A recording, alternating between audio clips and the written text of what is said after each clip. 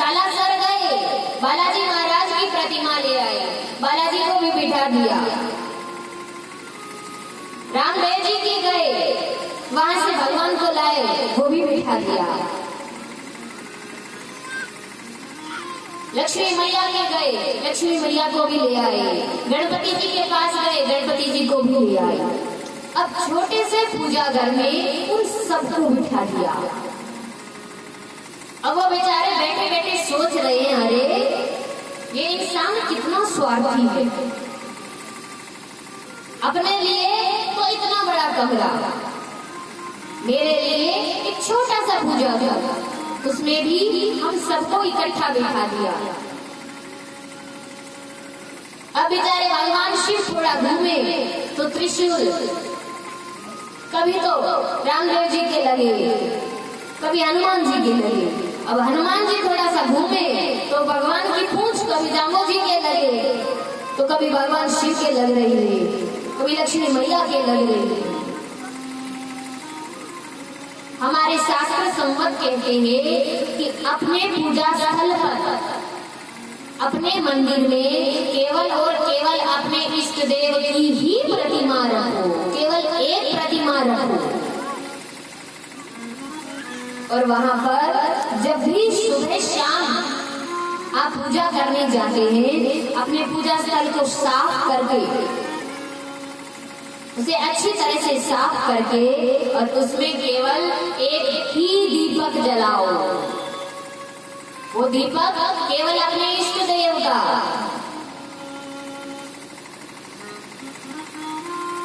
और जब यज्ञ करे तो यज्ञ के का जो हमारा पात्र है उसे अच्छी तरह से धोकर साफ करके और फिर उसमें यज्ञ करें।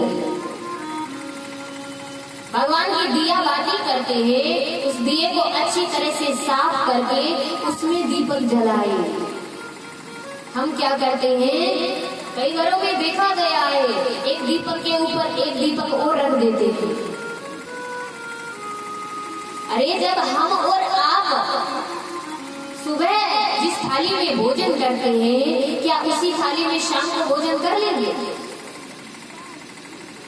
सुबह जिस थाली में भोजन करते हैं, क्या शाम को उसी थाली में भोजन कर लेंगे बिना धोए?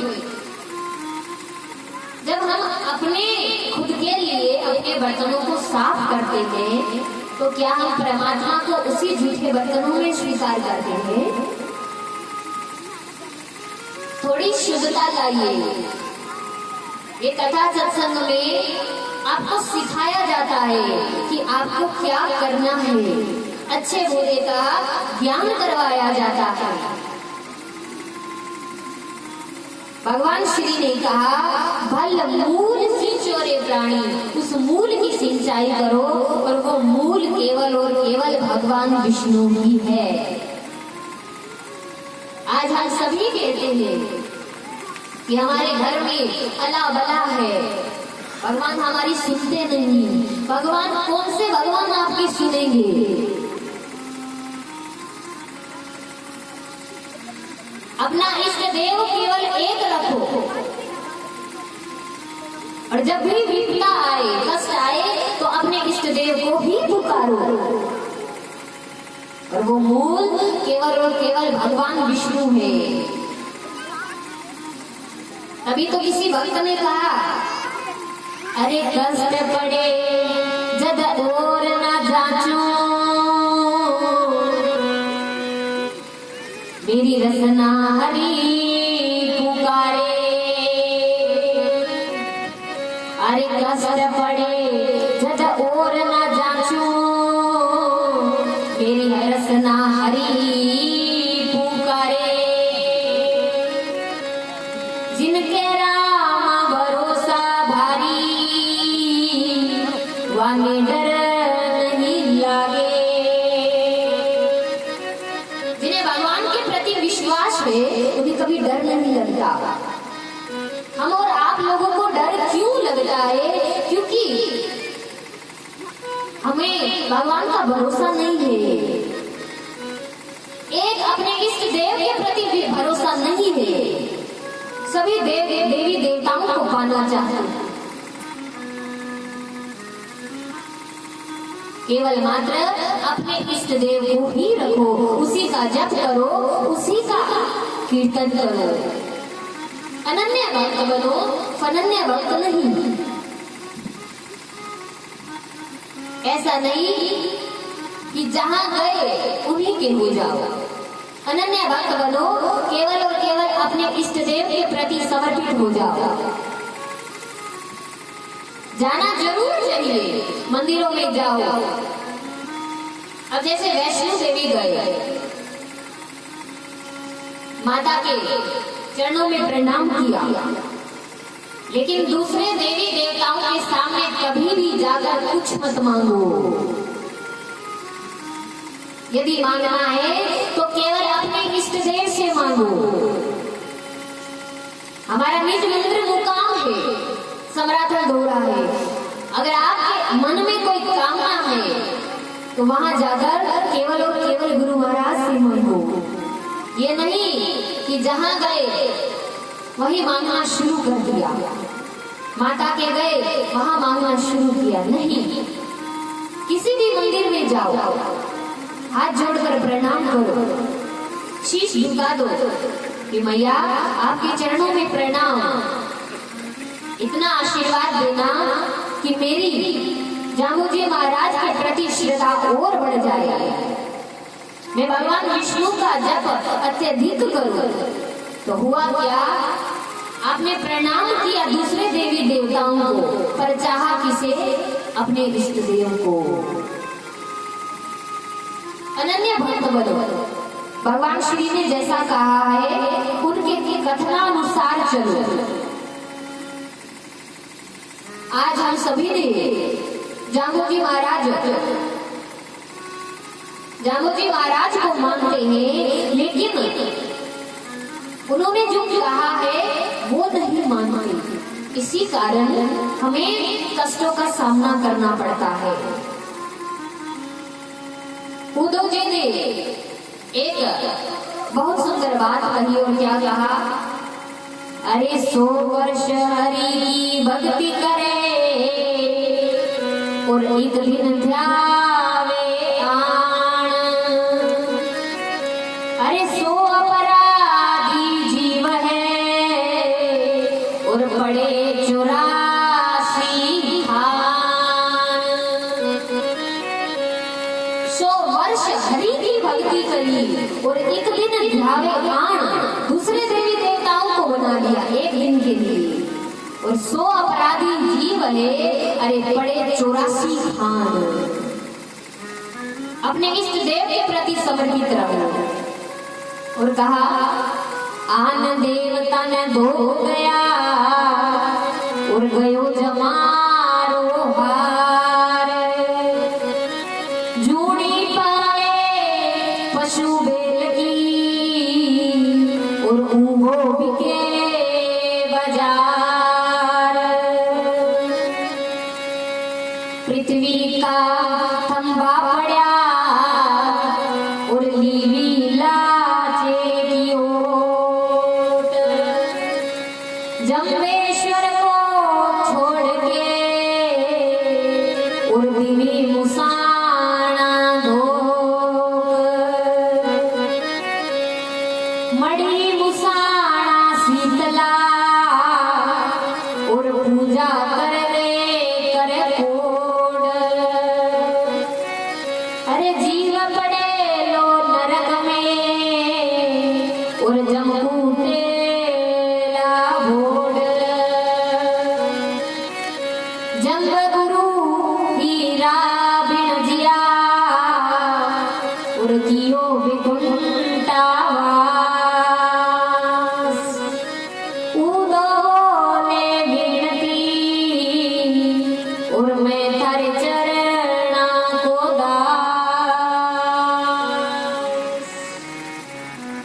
भगवान श्री ने कहा अपने इष्ट देव के प्रति ही समर्पित रहो।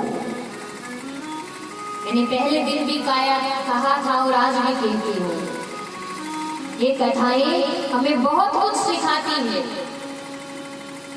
और ये कथा केवल उन्हीं लोगों को सिखाती है जो कुछ सीखना चाहते हैं। इस कथा को अपने भीतर बिठा दो, जो कहा जाता है उस पर अमल करो, ताकि हमारी कथा कहना सफल हो जाए और आपकी कथा सुनना सफल हो जाए। आज पिपासर गांव में क्या हुआ, लोहट बाबा और मां हंसा जामोजी महाराज के समक्ष बैठे हैं। जान गए कि जामोजी जैसा कहते हैं कि भगवान विष्णु का अवतार है, इनकी बात परम सत्य है। तो आज माता ने जामोजी महाराज से पूछा है, हे भगवान, इस जीव के कल्याण करने को क्या करना चाहिए?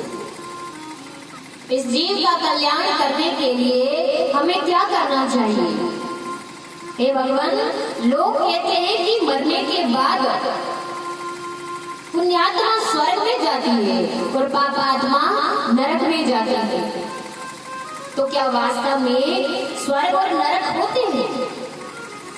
तो जामोजी महाराज ने अपनी माता श्री और अपने पिताश्री को बताया कि हे मां, ये जो जीव है ये पंचभौतिक, इसे शरीर मिलता है। इसी जीव में एक छोटी सी आत्मा रहती है जो इस शरीर को चलाता है, और वो आत्मा का जो आकार है वो एक बाल के यदि 100 टुकड़े किए जाए, इतना छोटा वो जीव होता है। अर्थात उस जीव को इन आंखों से नहीं देखा जा सकता,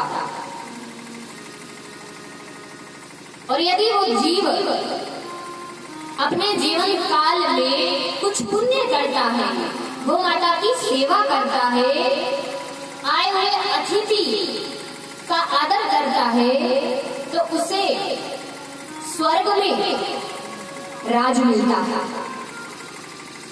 और यदि उसने अपने जीवन में पाप कर्म किए हैं तो उसे नरक में यातना भोगनी पड़ती है। फिर वही जीव एक अन्न के दाने के अंदर प्रवेश करता है, और वही जीव अन्न के दाने में आकर जब पिता उसे ग्रहण करता है तो माता का आश्रय लेकर वो जीव मां के गर्भ में आ जाता है, और एक रात्रि में वो जीव एक कलल की संज्ञा होती है, और 10 रात्रि में वो एक बेर के फल के समान हो जाता है। और जैसे ही पहला महीना लगा, उस जीव के सबसे पहले सिर का निर्माण होता है। आप सभी ने देखा होगा अपने जीवन में, किसी व्यक्ति के हाथ नहीं है तो भी वो जीवित है, किसी का पैर नहीं है वो भी जीवित है। लेकिन आपने कभी ऐसा उदाहरण नहीं देखा कि किसी व्यक्ति का शीश नहीं है और फिर भी वो जीवित है, क्योंकि सबसे पहले गर्भ में इस जीव के सिर का निर्माण होता है। धीरे धीरे कई मास व्यतीत होते हैं। 7वें महीने में जब माता कुछ गर्म पदार्थ या तला हुआ पदार्थ खाती है तो वो जीव, पेट के अंदर जो जीव होते हैं वो उस जीव को नोचते हैं, और वो जीव गर्भ में पड़ा हुआ तड़पता है और भगवान से प्रार्थना करता है।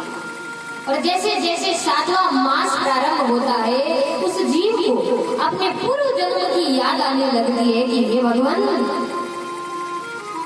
मैं पूर्व जन्म के अंदर 84 के अंदर भटका, और आज आपकी कृपा से मुझे ये मानव देह मिल रही है। भगवान, एक बार आप मुझे इस संसार में भेजो। इस संसार में जाने के बाद मैं केवल और केवल आपका ही नाम लूंगा। मैं आपको 1 मिनट के लिए भी नहीं भूलूंगा हे भगवान। तब भगवान बैठे बैठे हंसते हैं, अरे जब तक गर्भ में है तभी तक ये ज्ञान तेरा बना हुआ है, और जैसे ही इस संसार में जाएगा और संसार की माया तुझे अपने वश में घेर लेगी और तेरा सारा ज्ञान धूमिल हो जाएगा, भूल जाएगा। भगवान की बनाई हुई प्रकृति देखो, इसे ही हमारे संतों ने बड़े सुंदर भाव से गाया और क्या कहा, अरे साईं राजा जुगदाता रे पानी सो पिंड करना जियो, साईं राजा जुगदाता रे पानी सो पिंडी करीना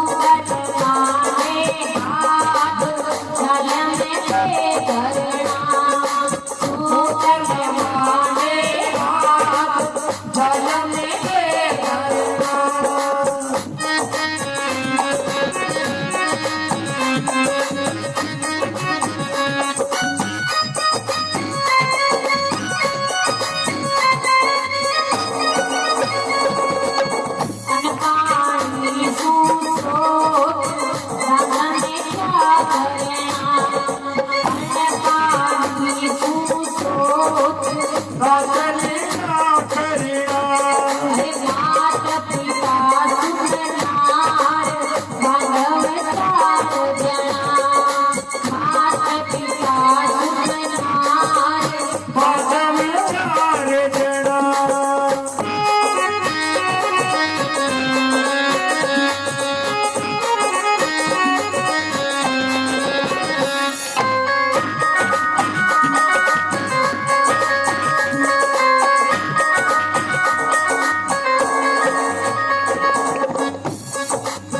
पियो पिछो बनवास ले गया भीषवना पियो पिछो बनवास ले गया बीच बड़ा अरे मेलो धरण उतार बांधव भीषणा मेलो धरण उतार बांधव भीषणा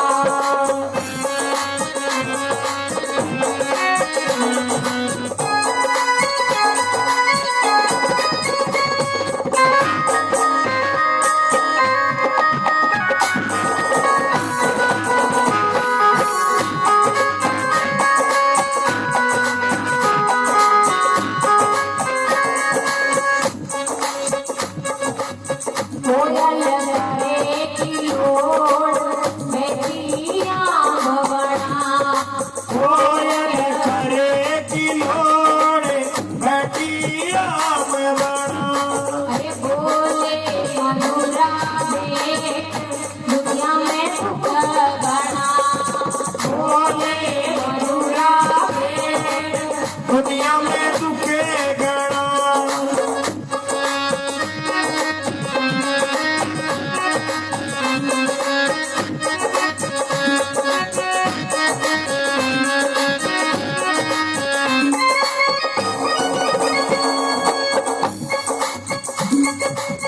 चले उतारो जाए धरती को धरना चले उतारो जाए धरती को शरणा रे आपने मरणो हो ओरने के जुड़ना आपने मरणो हो ओरने के जुड़ना रे सतगो दे शिवदास भक्तिया की उधरना सतगो दे शिवदास भक्तिया की उधरना बोलो जम्बेश्वर भगवान की विष्णु भगवान की जय गौ माता की जय कैसी परमात्मा की माया है। अरे साईं राजा जुग दाता और पानी सुपिंड कर ये परमात्मा की प्रकृति शरीर से शरीर पैदा हो जाता है। आज वही जीव जब माँ के गर्भ में है, 7वां महीना प्रारंभ हो गया, जन्म जन्मांतर की याद इस जीव को आती है। भगवान से प्रार्थना करता है, प्रभु एक बार मुझे इस नरक से बाहर निकाल, इस नरक में बहुत पीड़ा हो रही है। हे भगवान एक बार मुझे मानव योनि दे दे, और मानव योनि देने के पश्चात मैं तेरा इतना भजन करूंगा, इतना स्मरण करूंगा कि मुझे भूल कर फिर से इस गर्भ में नहीं आना पड़ेगा। हे प्रभु इस 84 के अंदर घूमते घूमते अब थक गया। तब भगवान मन में सोचते हैं, अरे ये गर्भ का ज्ञान गर्भ में ही छोड़कर जाएगा।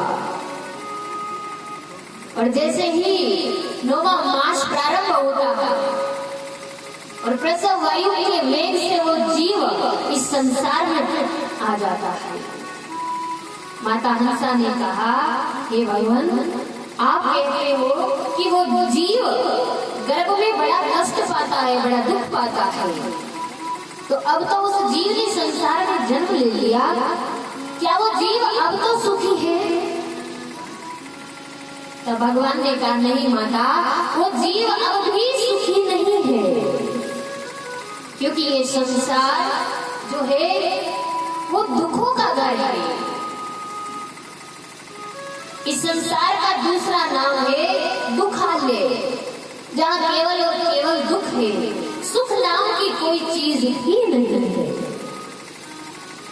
इस संसार में यदि कोई सुख है तो वो सुख है केवल और केवल परमात्मा का नाम और भगवान का सत्संग। और इस संसार में सिर्फ दुख है। अब वही जीव जो प्रसव वायु के वेग से इस संसार में आ गया, बाहर आकर बोल नहीं सकता, वो गर्भ का ज्ञान गर्भ में छूट गया, बाहर आकर बोलता है क्योंकि उसे खटमल इत्यादि जीव खा रहे हैं। जीव जीव का बैरी है, वो जीव उसे खाने को दौड़ रहे हैं। अब मुख से कह नहीं सकता, कष्ट भोग रहा है। वही जीव थोड़े दिनों के पश्चात बड़ा हो जाता है। बड़े होने के पश्चात माँ बाप उसे विद्यालय में भेज देते हैं। वहां पर वो सीखता है C for cat, cat माने बिल्ली,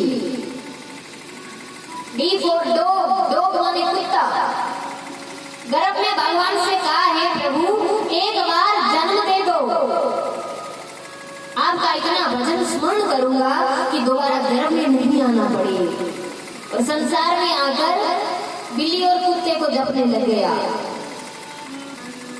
अब पढ़ते पढ़ते 25 वर्ष निकल गए, भगवान को भूल गया। उसके पश्चात विवाह कर दिया गया। 35 वर्ष की आयु निकल गई।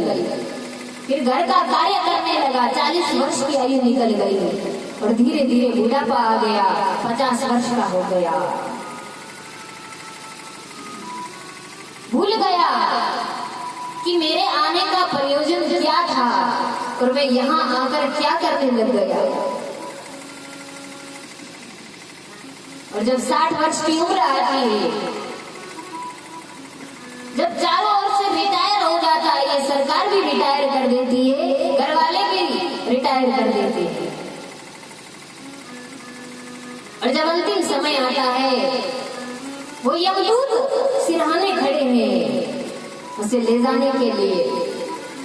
तब याद आती है गर्भ की, अरे भगवान से क्या वचन भरवा कर आया था और यहाँ आकर पूरा जीवन निकाल दिया और उस परमात्मा को भूल गया। फिर मरकर फिर वही नरक की यातनाएं भोगता है और फिर वही जीव इसी तरह 84 के अंदर चक्कर काटता रहता है। और जब तक ये जीव भगवत भक्ति का आश्रय नहीं लेगा, तब तक ये जीव आवागमन के चक्र से छूटने वाला नहीं है। इस जीव को भक्ति का सहारा लेना पड़ेगा, भगवान का सहारा लेना पड़ेगा। जब भगवान श्री ने इस जीव की पहचान अपने माता श्री और पिता श्री को करवाई, उसके बाद में लोहट बाबा और माता हंसा ने अपने जीव को पहचाना और उसी समय विष्णु का स्मरण किया, अपना जीवन व्यतीत किया और विक्रम संवत 1540 में उन्होंने अपने पंच भौतिक शरीर को त्याग दिया। और ठीक 5 महीने बाद माता हंसा ने भी अपने पंच भौतिक शरीर को त्याग दिया। इस तरह भगवान श्री ने अपने माता और पिता को मुक्ति प्रदान की और उसके पश्चात स्वयं संन्यास लेकर सन्यासी बनकर वो सम्राट घोड़े पर विराजमान हो गए। बोले सम्राट घोड़े जम्बेश्वर भगवान की। आज की कथा को हम यही विश्राम देते हैं। कल की कथा में आपको जो कथा का जो पूर्ण सार है वो सुनाया जाएगा। इस 6 दिन दिवसीय कथा के अंदर किसी की भी अगर एक दिन की कथा बीच में रह गई, उस कथा को कल छठे दिन के प्रसंग में पूरा किया जाएगा। उस पूरी कथा का जो सार है वो छठे दिन की कथा में आएगा। तो आप अपने साथ जो भी भक्त है जिन्हें पता नहीं है उन्हें भी साथ लेकर आइए और इस गौशाला के अंदर भी अपना थोड़ा थोड़ा सहयोग दीजिए, ताकि आपको जिस तरह बताया गया कि वैतरणी नदी को पार करने के लिए गौ माता का ही सहारा लेना पड़ेगा, उनकी ही सेवा करनी पड़ेगी। आइए अब हम और आप आरती करेंगे। बोलिए गुरुजम्बेश्वर भगवान की।